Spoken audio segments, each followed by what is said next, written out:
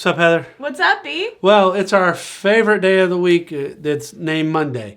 And on Mondays... It's my favorite Monday of the Mondays. That's right. We do Quick Shot Mondays. That's when we try, once we start talking about the bourbon, to give you a 5-minute review, which is really tough for us because we can't shut up. No, we can't. But we would like you to, if you have not, click the like and subscribe button.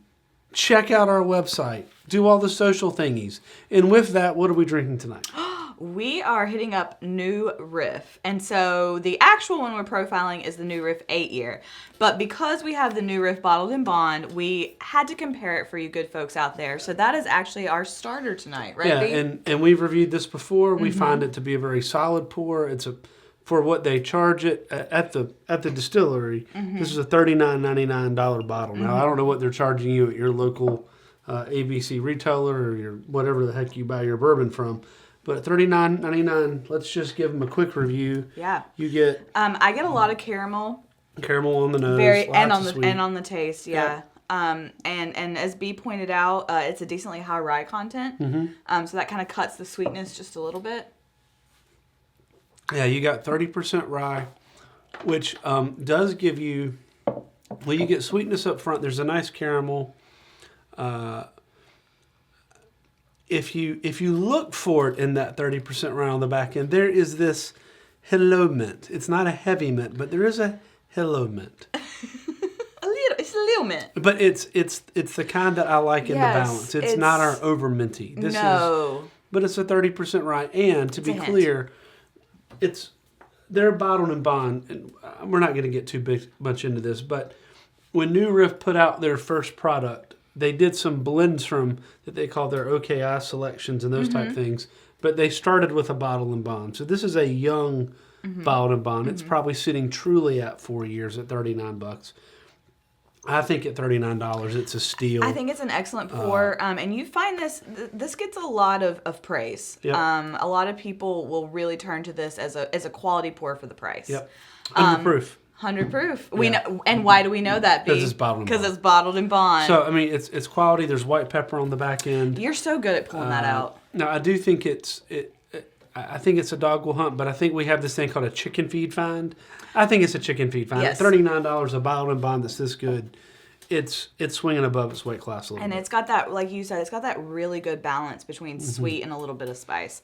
And you're right. There's a hit of pepper at the end, but it's not overwhelming. Nope. So and a little hug at the end too, because I mean, I think it's I know it's bottled in bond, but it's still kind of young, and that's a lot of rye, which is why I'm excited about the 8-year. That 8-year. So basically, we're taking what we just sipped on, and we're letting it hang out for a little longer, right? We're letting it get a little age on it. At least 8 years versus at least 4, and it does say aged at least 8 on the label on the back with the exact same mash bill, 65-35. We have put pictures of the distillery up before. They've got a gorgeous little room and a tower and all this cool stuff. So it's beautiful. And it's very architecturally pleasing. I would say clean lines. The riff is like a guitar riff, a new riff, and they've kind of got this wave on the bottom, like a sound wave, right? Like a sound wave, right? So look, I'm getting it. You're getting there. So this bad boy is a little deeper in color. They're both in amber. This is a little darker amber. Their bottle kind of disguises that because it has this black hue that opens up into their color. It's almost like an ombre, like into their into their actual color. Very pleasing packaging. So B, before we sip this one, after I let the first one sit with me a little bit, the pepper and almost like a spice cinnamon really lingers in your mouth. It's almost like that aftertaste after you've had cinnamon gum. Yep. And it's set for a while. That's Dentine cinnamon. Yeah, that's kind of where... Big red shoe or something like that. Yeah. That's kind of what I'm left with. Yep. So let's try this 8-year. All right, so it is a little smoother.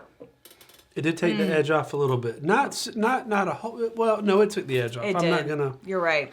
It is not a... Now, what I will not say, it's not a 10-year, it's not a 13-year, but it does take the edge off a little bit. This is MSRP and closer to... This is coming in around $70. Yeah, $69. Once again, I still get little Kentucky hug there, a little pepper on the back end. I think it's meant to be that. When you drop 30% rye, you're looking at something that's going to be the opposite of your Buffalo Trace world. Right. And I want to bring back out, you said mint earlier. And I like that you made that point because it's leaving me, the hug, peppery kind of hint it's leaving me is almost that menthol sort of feeling, which comes with that slight mint, but not in any way overwhelming. We're not talking Heaven Hill grain to glass rye here. No. I find this to be slightly less sweet than the Bottled-in-Bond. Okay. I got more of a stronger upfront sweetness with the Bottled-in-Bond. With this one, it's almost just kind of a more mellowed throughout. Well, that's what aging is supposed to do, right? And there you go. So it is still sweet up front. It is not an impactful sweet. Correct. I think that if we had Aaron here and he did his graph, he would say that this is starting to do this. Yes. Versus the Bottled-in-Bond kind of goes toom, and then comes You down. nailed it. That's exactly what. Yeah, that's that exactly is what I meant. mathematically exactly what's happening. You know what? B took what I said and he just mapped it right out for you guys on a graph. Because that's my strong suit. All right. He has so many strong suits I can't even keep track. Yeah. So what would you rate this? I think it needs one more taste for me. So I'm a dog will hunt for the Bottled-in-Bond. Yep, absolutely. It's a really pleasing pour. I think that's a low hush your mouth for me. I think it's a high dog will hunt for me.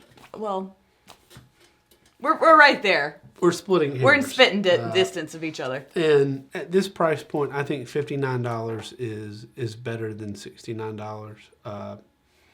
It feels more appropriate. It does. But I would say overall, New Riff is a solid buy. Yeah, it's I recommend it for sure. As long as you like high-rye mash bill. Yes, that is a good point. If you don't like any spice, it's probably not your best bet.